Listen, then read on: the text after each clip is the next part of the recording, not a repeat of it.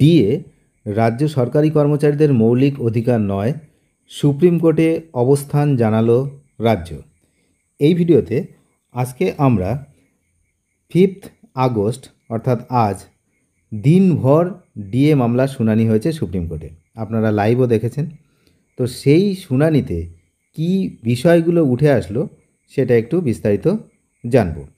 আপনারা জানেন গতকাল সোমবার এই ডিএ মামলা ওঠার কিছু সময়ের মধ্যেই কিন্তু মামলাটি আজকের জন্য শুনানিতে দিয়ে দেওয়া হয় এবং আজ 11টা 20 থেকে সকাল 11টা 20 থেকে শুনানি শুরু হয়, চলে 6টা পর্যন্ত। এই দীর্ঘ সময় শুনানি হয়। তো এই দীর্ঘ সময় যে শুনানি হয়েছে সেই শুনানিতে মূলত রাজ্যের আইনজীবী রাজ্য সরকারের বক্তব্য তুলে ধরেছেন। এখন ঘটনা হলো যে যেহেতু এটি একটি মামলা যেটা আগেই নির্দেশ দেওয়া হয়েছিল সুপ্রিম কোর্টের পক্ষ থেকে ডিএ মেটানোর জন্য, সেখানে আজ রাজ্যের বক্তব্য শুনল এই 6-7 ঘন্টা ধরে। এবং আরও একটি বিষয় যে আমার দেখে মনে হয়েছে, আপনাদের কি মনে হয়েছে আপনারা নিশ্চয়ই কমেন্ট বক্সে জানাবেন। আজ শুনানি শুনে লাইভ শুনানি দেখে মনে হয়েছে যে মনে হচ্ছে মামলাটা নতুন করে শুরু হলো। কোনো একটি মামলা নতুন শুরু হলে যেমন যুক্তি তর্ক শুরু হয় তেমনই শুরু হলো।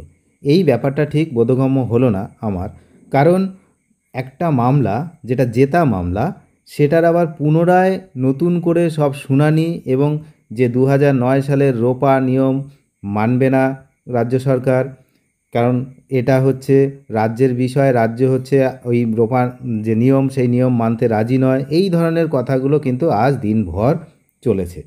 তো এই বিষয়টা ঠিক ক্লিয়ার হলো না যে এই মামলা পুরনো নাকি নতুন। যাই হোক, এই মামলার শুনানি তো আগামী দিন আবার আছে। তো তার আগে আজ কি হলো সেগুলো কিন্তু আমরা একটু জেনে নেব। যেমন বলা হয়েছিল যে মঙ্গলবার শুনানি হবে, ঠিক সেই মতোই আজকে দিনভর শুনানি হয়েছে বিচারপতি সঞ্জয় করল এবং বিচারপতি পিকে মিশ্রের বেঞ্চে, আপনারা দেখেছেন। তো এই মামলার সঙ্গে যুক্ত সমস্ত পক্ষকে আজকের মধ্যে প্রস্তুত থাকতে হবে এটাও বলেছিল। এবং আজ রাজ্যের বক্তব্য শুনেছিল এই দুই বিচারপতির বেঞ্চ, সারা দিন ধরে শুনেছে। রাজ্যের তরফে মূলত 3টি যুক্তি দেখানো হয়। 1 নম্বর, ডিএ রাজ্য সরকারি কর্মচারীদের মৌলিক অধিকার নয়। 2 নম্বর, ডিএ নিয়ে রাজ্য সরকারি কর্মচারীদের আইনি অধিকার নেই। এবং 3 নম্বর, রাজ্য অবস্থা বুঝে সব দিক বিবেচনা করে ডিএ দেয়। রাজ্য কিসের ভিত্তিতে ডিএ দিতে চায় তা জানতে চান বিচারপতি পিকে মিশ্র। রাজ্যের আইনজীবীদের বক্তব্য শুনে তিনি বলেন, ভোক্তা মূল্য সূচক বা সিপিআই মেনে না দিলে কোন অঙ্কে ডিএ দিতে চায় রাজ্য। মঙ্গলবার অর্থাৎ আজ রাজ্যের বক্তব্য শুনেছে শীর্ষ আদালত। বুধবারও এই ডিএ মামলার শুনানি হবে, অর্থাৎ আগামীকাল। ওই দিন অর্থাৎ আগামীকাল এই মামলাকারী অর্থাৎ সরকারি কর্মচারীদের বক্তব্য কিন্তু শুনবে সুপ্রিম কোর্ট। ডিএর 25% মিটিয়ে দিতে রাজ্যকে আগেই নির্দেশ দিয়েছিল শীর্ষ আদালত, যেমনটা আমি আগেই জানালাম। 6 সপ্তাহ সময় দেওয়া হয়েছিল, কিন্তু সেই সময়সীমার মধ্যে রাজ্য টাকা দিতে পারেনি, বরং আদালতের কাছ থেকে আরও 6 মাস সময় চাওয়া হয়। একদিকে সময় চাওয়া হচ্ছে, মাঝে মাঝে বলা হচ্ছে যে আমরা সুপ্রিম কোর্টে টাকা জমা রাখবো, আবার এখন বলছে যে এটা তারা দেবেই না, মানে তারা এই ডিএ দিতে তারা রাজি নয়। এবং আজ এমনও জানিয়েছে তাদের কোনো ডিএ বাকি নেই। ভাবুন, এমনও জানানো হয়েছে যে তাদের কোনো ডিএ বাকি নেই, তারা টাইম টু টাইম নোটিফিকেশান জারি করে যেমন ডিএ বাড়ানো হয় রাজ্য সরকারের পক্ষ থেকে নিয়ম অনুসারে যেমন ডিএ বাড়বে তেমনভাবে বাড়িয়ে নাকি তারা ডিএ দিয়ে দিয়েছে, তাদের কোনো বাকি নেই। তাহলে এতদিন বা এর আগে যখন 25% ডিএ দিতে, বকেয়ার 25% দিয়ে দেওয়ার জন্য নির্দেশ দেওয়া হলো, তখন কোথায় ছিলেন? তো যাই হোক, এখন এই বিষয় নিয়ে কিন্তু চরম একটা ইয়েতে পৌঁছে গেছে বিষয়টা। বরং আদালতের কাছ থেকে সময় চেয়েছিল তারা।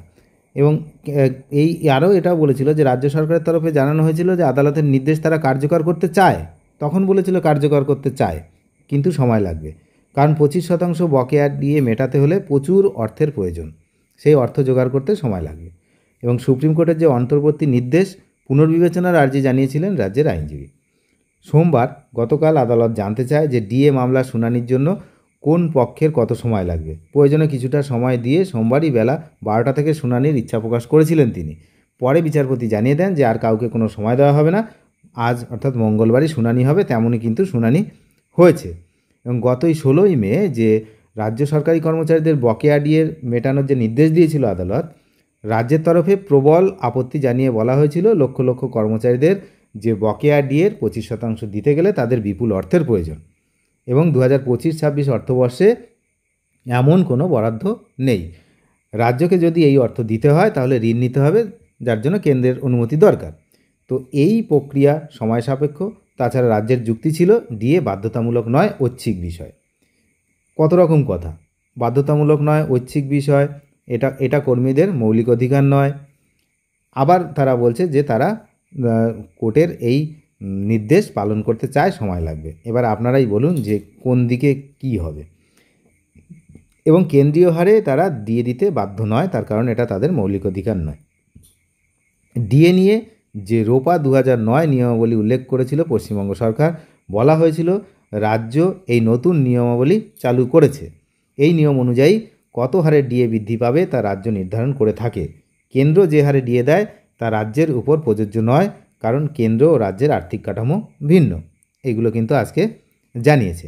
এখন দেখা যাক যে কালকে কি হয়। আপাতত আজকে যা হয়েছে সেটা আমি জানালাম।